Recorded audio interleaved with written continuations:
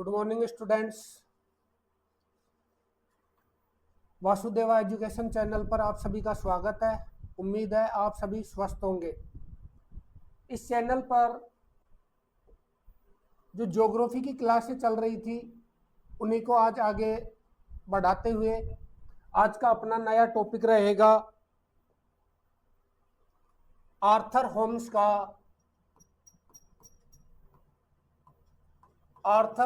का संवहन तरंग सिद्धांत।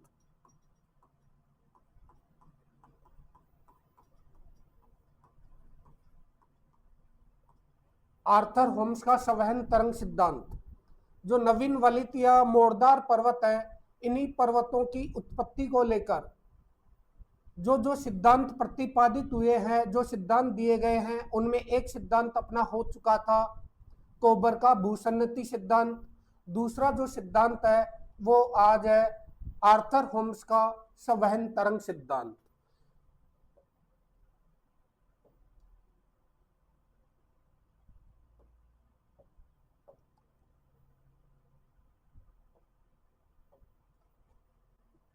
ये आर्थर होम्स जो थे, इन्होंने अपना जो सिद्धांत है ये प्रतिपादित किया 1829 में। आर्थर होम्स ने अपना जो ये सिद्धांत है वो दिया था 1929 में। 1929 में इस सिद्धांत के माध्यम से उन्होंने बताया था कि हमारी इस पृथ्वी पर जो नवीन वलित या मोरदार पर्वत हैं, इनकी उत्पत्ति कैसे हुई। तो आइए बात करते हैं इस सिद्धांत की। इस सिद्धांत में आपने एक देखा होगा, ये नया शब्द आ रहा है संवहन तरंग। सबसे पहले तो ये संवहन तरंग होती क्या है। तो आर्थर होम्स का ये मानना था कि हमारी जो पृथ्वी है, इस पृथ्वी को एडवर्ड स्वेस ने मूल रूप से 3 परतों में विभाजित किया था, सियाल, सीमा और नीचे। पृथ्वी की परतें,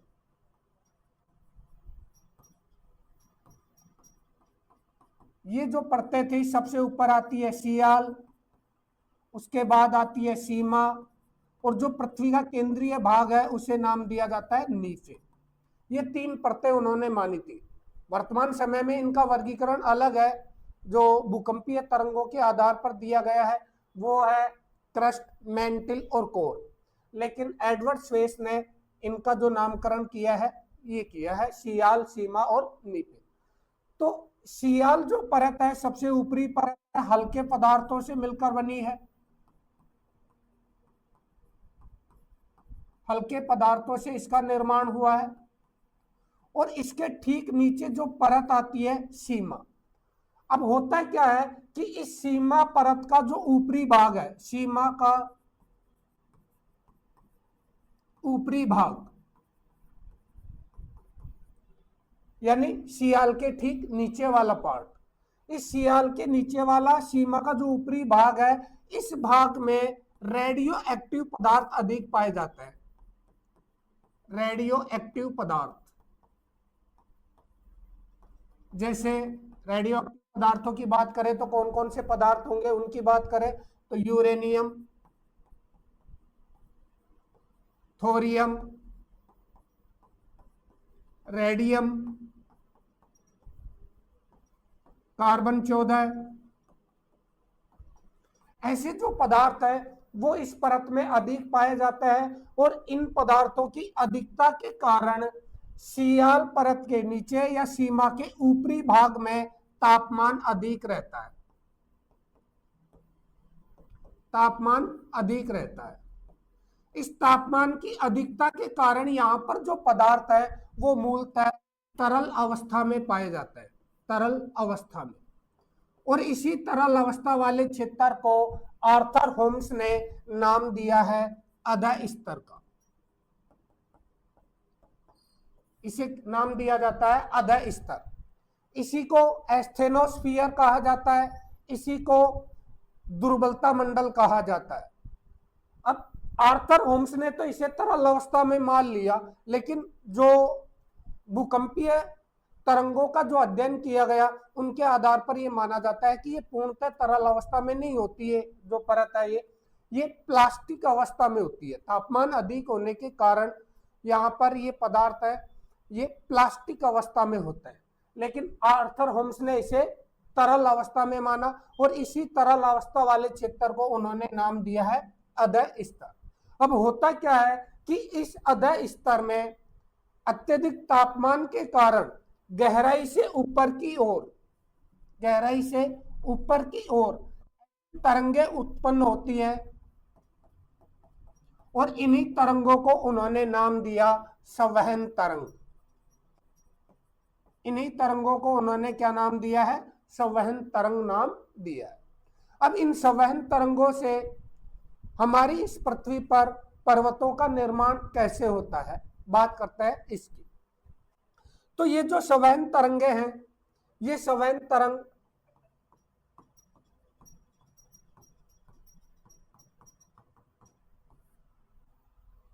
अधः स्तर से ऊपर उठकर आती है। ऊपर उठकर आएंगी तो ऊपर इनके जो ठीक ऊपर स्थित है वो है सियाल परत।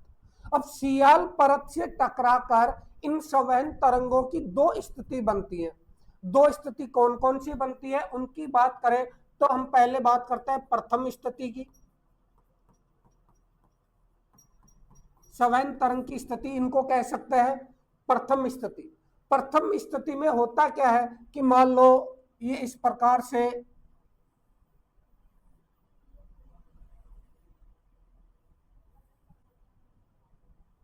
ये पृथ्वी का कोई पार्ट है।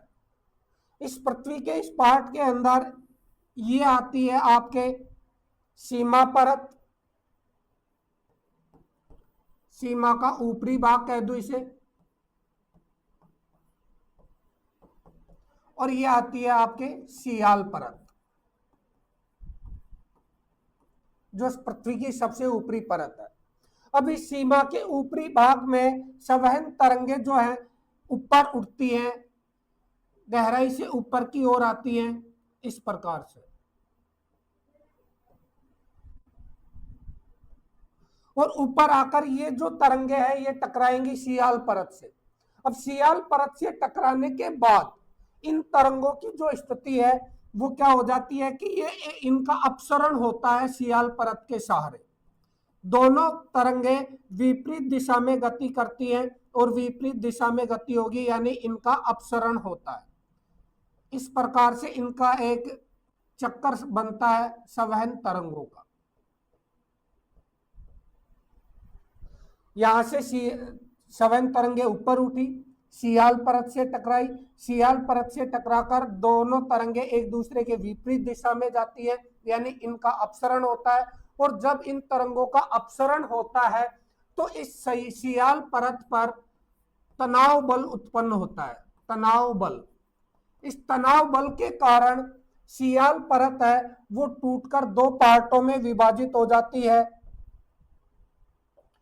टूटकर दो पार्टों में विभाजित हो जाती है इस प्रकार से। और दो पार्टों में विभाजित होने के कारण यहाँ पर ये जो है यहाँ दरार या ब्रंश का निर्माण होता है, ब्रंश का निर्माण होता है,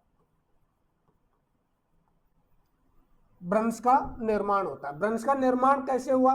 क्योंकि ये जो संवहन तरंगे हैं वो इस सियाल परत के निचले भाग से इनका अपसरण हुआ है। इस अपसरण के कारण इस सियाल परत में तनाव बल उत्पन्न हुआ है और तनाव बल के कारण सियाल परत टूटकर दो विपरीत दिशाओं में विस्थापित हो जाती है, जिसके कारण इस सियाल परत के इस विस्थापन के कारण मध्यवर्ती भाग में दरार या ब्रंश का निर्माण होता है, जिसे आप भूसन्नति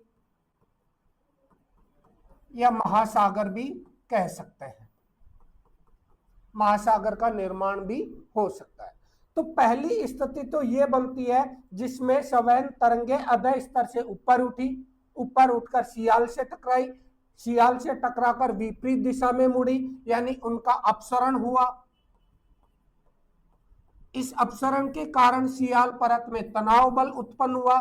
इस तनाव बल के कारण जो सियाल परत है ये टूटकर दो पार्टों में विभाजित हो गई और इनके बीच में बन गई दरार या भ्रंश और इसी दरार या भ्रंश को भूसन्नति या महासागर का नाम दिया जाता है। यह है संवहन तरंगों की प्रथम स्थिति। बात करते हैं द्वितीय स्थिति की।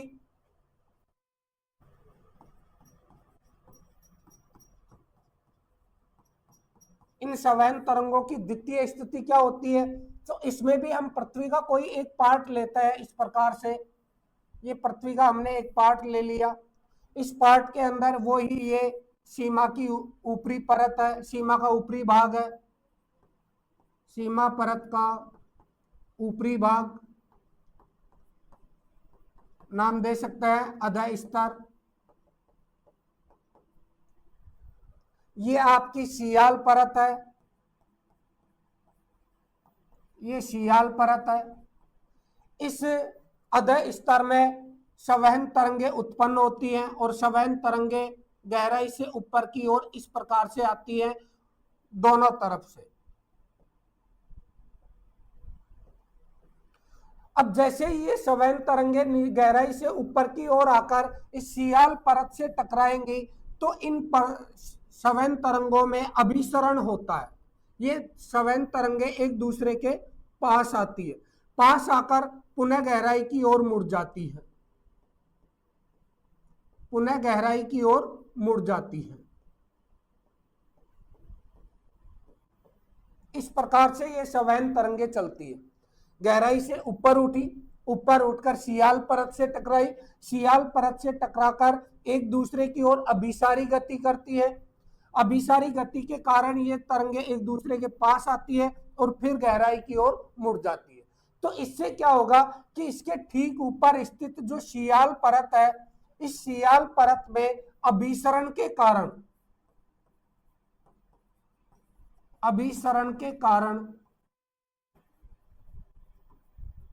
संपीड़नात्मक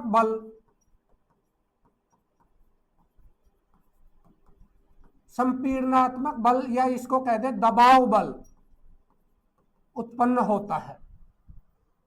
संपीड़नात्मक बल या दबाव बल उत्पन्न होता है और इस बल के कारण जो अधिक घनत्व वाली सियाल है वो कम घनत्व वाली सियाल के नीचे धंस जाती है और इसके नीचे धंसने के कारण यहां जो है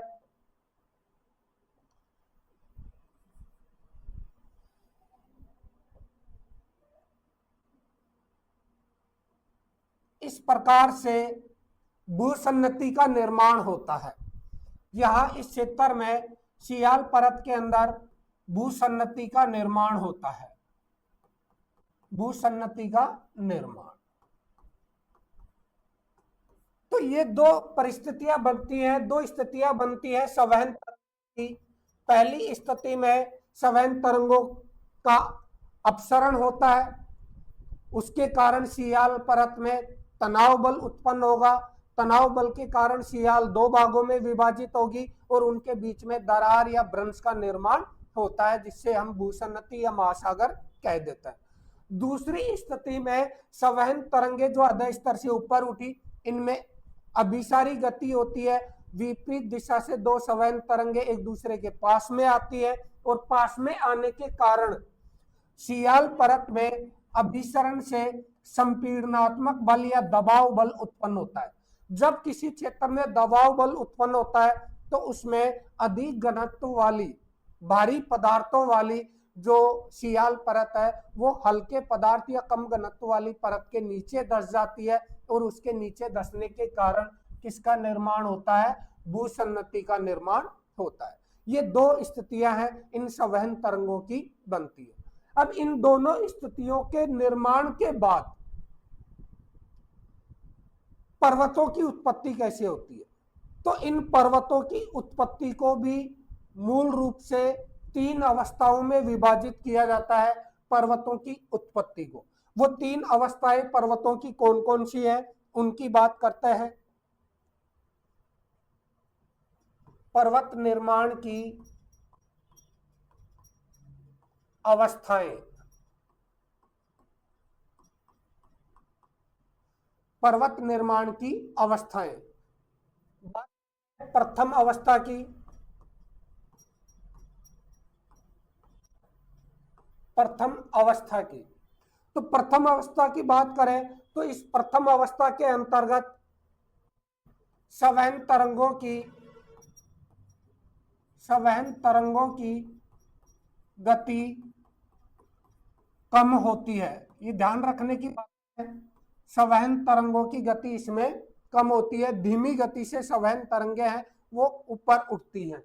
अब संवहन तरंगों की गति कम होगी तो ऐसे में प्रथम अवस्था दीर्घ काल तक चलती है, यानी इस अवस्था में समय भी अधिक लगता है। अब संवहन तरंगों की गति कम है तो ऐसे में प्रथम अवस्था में समय अधिक लगा, पर इस अवस्था में होता क्या है, तो इस अवस्था के अंदर सियाल परत पर अभिसरण अथवा अपसरण के कारण या फिर ये कह दूं कि तनाव बल या दबाव बल के कारण भूसन्नति का निर्माण होता है।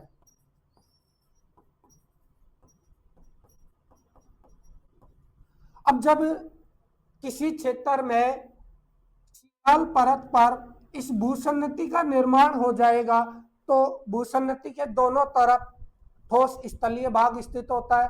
इस ठोस स्थलीय भाग में वर्षा भी होती है, वर्षा के कारण नदियां भी निकलती है और वो नदियां जहां से निकलती हैं उनका जल किसी न किसी सागर या महासागर में आकर गिरता है। तो ऐसे में यहाँ जो भूसन्नति का निर्माण हुआ है ये नदियों का गंतव्य स्थान होता है। दोनों तरफ से ठोस स्थल खंड से नदियां निकलती है और नदियां अपना जल लाकर डालती है भूसन्नति में। मूल रूप से ये माना जाता है, आर्थर होम्स ने भी कहा है कि ये जो भूसन्नतियां होती है ये समुद्र तटीय क्षेत्रों में होती है, समुद्र तटीय क्षेत्रों में बनती है।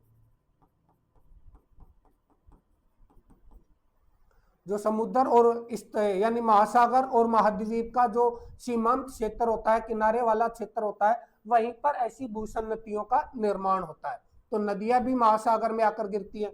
अब उन नदियों के द्वारा अपना जल लाकर भूसन्नति में डाला जाएगा तो नदियों के साथ मिट्टी भी आकर आती है, अवसाद जिसको कहा जाता है। तो ऐसे में भूसन्नति में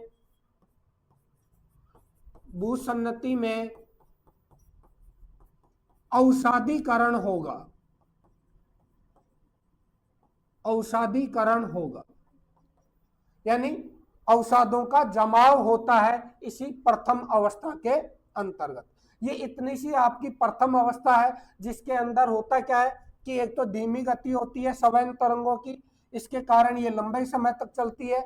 दूसरा कि इस प्रथम अवस्था में संवहन तरंगों के अभिसरण अथवा अपसरण के कारण भूसन्नति का निर्माण होता है। और तीसरा कि इस भूसन्नति में धरातल से बहकर आने वाली नदियों के द्वारा अवसादों का जमाव किया जाता है, यानी अवसादीकरण का कार्य होता है।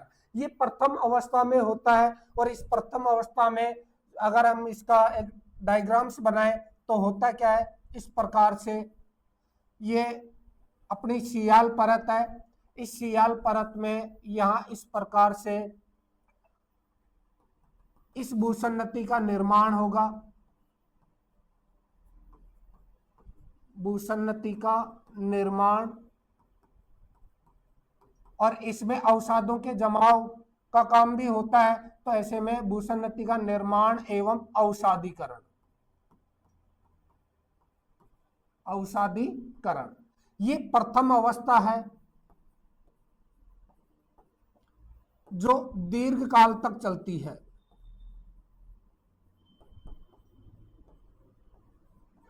दीर्घ काल तक चलती है। लेकिन बात यह आती है कि जैसे जैसे प्रथम अवस्था का समय बीतता जाता है, यानी इस भूसन्नति में अवसादों का जमाव होता है, तो उसके साथ साथ जो संवहन तरंगे हैं उनकी गति भी बढ़ती जाती है। तो यह है इसकी प्रथम अवस्था। बात करें द्वितीय अवस्था की,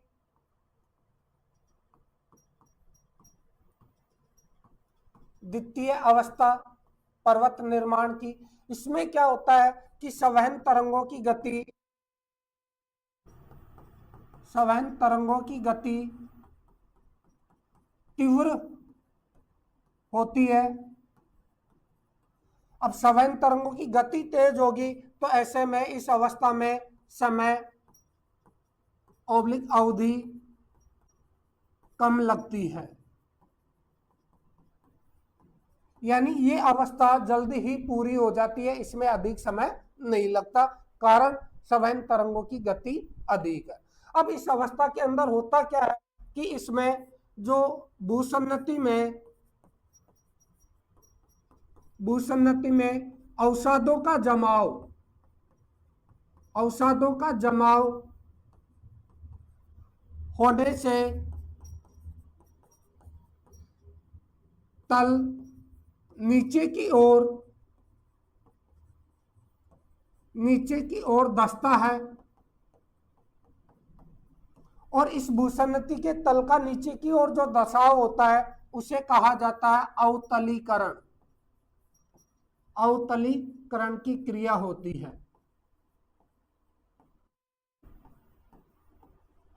यानी भूसन्नति का तल अधिक अवसादों के कारण भारी होकर नीचे धसेगा, और नीचे धसने की क्रिया को अवतलीकरण की क्रिया कहा जाता है। दूसरा, जब अवतलीकरण होगा तो भूसन्नति के दोनों ओर स्थित जो ठोस स्थलखंड है, ठोस खंडों में अभिसारी होगी, और इसी अभिसारी गति के कारण अवसादों पर, भूसन्नति के अवसादों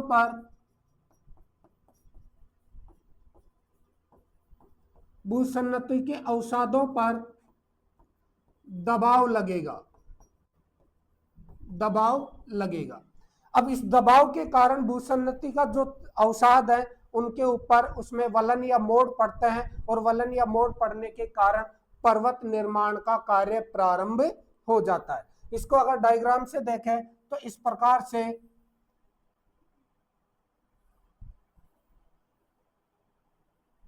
ये अपनी सियाल परत है, इस सियाल परत में ये भूसन्नति है जिसमें अवसादों का जमाव हुआ है। भूसन्नति में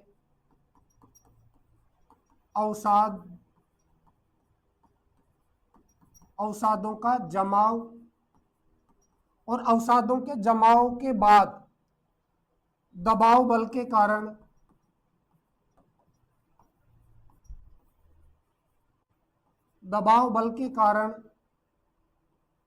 वलन या मोड़ पड़ते हैं।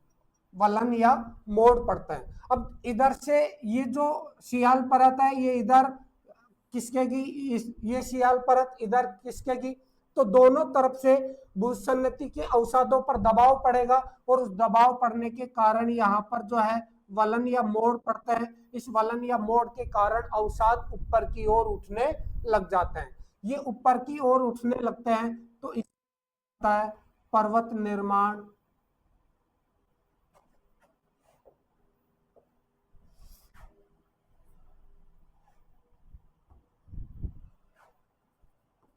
पर्वत निर्माण का प्रारंभ, ये पर्वत निर्माण का प्रारंभ माना जाता है कि अब इस क्षेत्र में पर्वतों का निर्माण हो रहा है।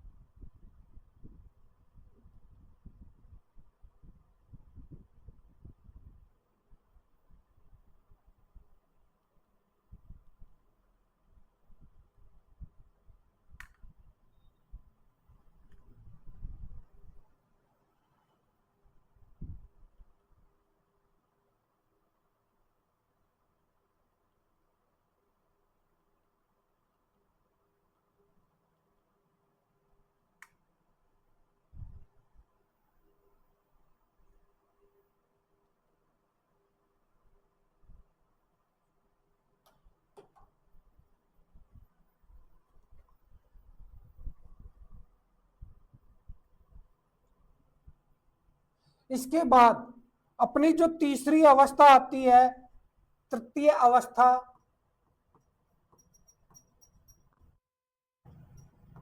इस तृतीय अवस्था के अंतर्गत क्या होता है कि जो संवहन तरंगे हैं, ये संवहन तरंगों की गति धीरे धीरे कम होने लगती है, धीरे धीरे कम होती है। यानी संवहन तरंगे जो प्रथम अवस्था में धीमी गति से चली थी, दूसरी अवस्था में गति सर्वाधिक थी, तीसरी अवस्था में पुनः इनकी गति कम होने लगती है। अब इनकी गति कम होगी, लेकिन गति कम होने के साथ साथ भूसन्नति पर दोनों ओर से, दोनों तरफ से दबाव बढ़ता जाता है, दबाव बढ़ता है, और इस दबाव में वृद्धि के कारण अवसादों में वलन या मोड़ पड़ने से ऊंचे पर्वतों का निर्माण होता है। इन्हीं पर्वतों को आज हम जो है वो नवीन वलित या मोड़दार पर्वत कहते हैं। पर्वतों को हम नाम दे देते हैं नवीन वलित या मोड़दार पर्वत। तो इस प्रकार पर्वत निर्माण की 3 अवस्थाएं होती हैं। इस तीसरी अवस्था की बात करें तो इसमें जो ये अपने सियाल परत है, इस सियाल परत के अंदर ये भूसन्नति है, इस भूसन्नति पर से दबाव बढ़ता है, और यहाँ जो भूसन्नति में अवसाद जमे हुए हैं, इन अवसादों पर दबाव पड़ने के कारण इनमें वलन या मोड़ पड़ते हैं, और वलन या मोड़ पड़ने के कारण ये अवसाद ऊपर की ओर उठते रहते हैं, जिससे यहाँ पर पर्वतों का निर्माण होता है। पर्वतों का निर्माण, ये तीसरी अवस्था है जिसमें पर्वतों का निर्माण हो जाता है। ये जो पर्वत है, इन्हीं पर्वतों को नाम दिया जाता है नवीन वलित या मोड़दार पर्वत। इन पर्वतों की अगर एग्जाम्पल की बात करें तो हिमालय पर्वत है, भारत में है। इसी के ठीक उत्तर में स्थित है चीन में कुनलुन पर्वत, एक आल्पस पर्वत यूरोप में आ जाता है, एटलस पर्वत अफ्रीका में आ जाता है, एंडीज पर्वत है दक्षिणी अमेरिका में है, रॉकीज पर्वत है वो उत्तरी अमेरिका में आ जाता है। तो ये ऐसे जो पर्वत है, इन पर्वतों का निर्माण इसी प्रकार से हुआ है। ये जो पर्वत निर्माण की अंतिम अवस्था है तृतीय अवस्था, इसको नाम दे सकते हैं तृतीय अवस्था। इसमें धीरे धीरे संवहन मंद होकर, यानी इनकी गति कम होकर अंत में समाप्त हो जाती है। अंत में ये संवहन तरंगे हैं वो चलना बंद हो जाती है। तो ये है आर्थर होम्स का संवहन तरंग सिद्धांत। देखिए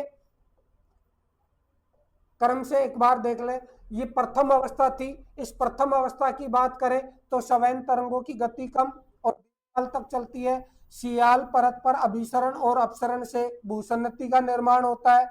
ये भूसन्नति मूल रूप से समुद्र तटीय क्षेत्रों में बनती है, और धरातल से बहकर आने वाली नदियां इसमें अवसादों का जमाव करती है।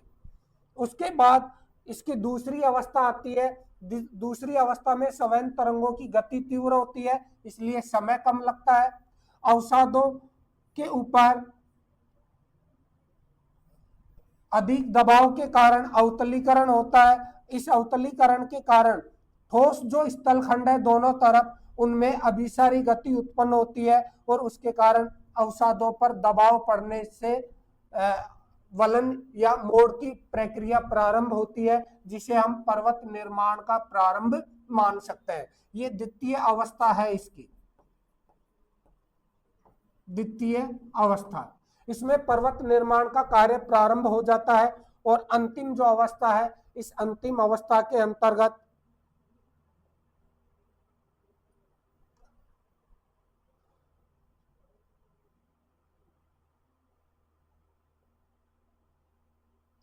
ये जो अंतिम अवस्था है, इस अंतिम अवस्था के अंदर सवैन तरंगे धीरे धीरे मंद होकर अंत में समाप्त हो जाती है, लेकिन भूसन्नति पर दोनों तरफ से दबाव बढ़ता रहता है। दबाव बढ़ेगा तो भूसन्नति के अवसादों पर वलन या मोड़ पड़ने से ऊंचे वर्तमान पर्वतों का निर्माण हो जाता है। अब इस प्रकार से ये जो आर्थर होम्स है, इसने अपना ये सिद्धांत दिया है। ये आर्थर होम्स का जो सवैन तरंग सिद्धांत है, वर्तमान समय में सबसे ज्यादा मान्य है, लेकिन इसमें भी कुछ कमियां पाई जाती हैं, जिन कमियों के आधार पर इस सिद्धांत की आलोचना की जाती है। वो कमियां कौन कौन सी है, तो बात करते हैं सिद्धांत की आलोचना। आलोचना के पीछे के कुछ बिंदु हैं, उनमें एक तो बिंदु आता है कि इन्होंने रेडियो एक्टिव जो पदार्थ है, रेडियो एक्टिव पदार्थों की स्थिति को स्पष्ट नहीं किया है।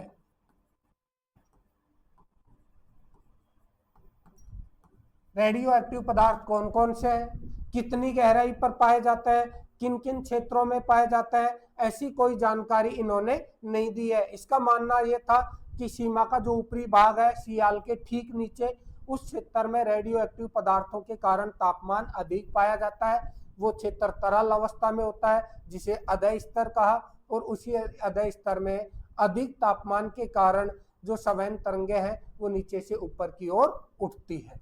तो एक तो आलोचना का बिंदु बनता है ये। दूसरी अगर बात करें तो होम्स ने भूसन्नति का निर्माण समुद्र तटीय क्षेत्रों में माना है। समुद्र तटीय क्षेत्रों में माना है, जबकि जो रेडियो एक्टिव पदार्थ है वो तो पृथ्वी के चारों ओर समान रूप से पाए जाता है। तो ऐसे में भूसन्नति का निर्माण समुद्र तटीय क्षेत्रों में क्यों होता है, महासागर या महाद्वीप के ऊपर क्यों नहीं होता? तो इस आधार पर इस सिद्धांत की आलोचना की जाती है। तीसरा, सवैन तरंगे तीव्र गति के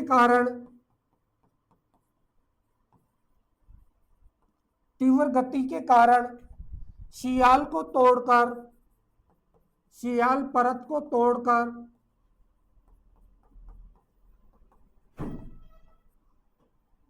परत को तोड़कर ज्वालामुखी के रूप में क्यों नहीं निकलती?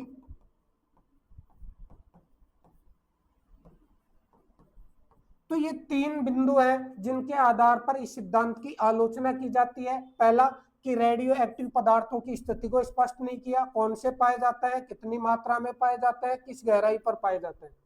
दूसरा, भूसन्नति का निर्माण समुद्र तटीय क्षेत्रों में ही क्यों होता है, महाद्वीप और महासागर पर क्यों नहीं होता। और तीसरा कि जब सवैन तरंगों की गति तीव्र होती है तो सियाल परत तो कमजोर है, उसको तोड़कर वो ऊपर भी आ सकती है, और जब वो ऊपर आए तो ज्वालामुखी का विस्फोट होना चाहिए, जबकि ऐसा इसने कहीं पर भी नहीं बताया। तो इस प्रकार ये है आपका आर्थर होम्स का सवैन तरंग सिद्धांत। जय हिंद।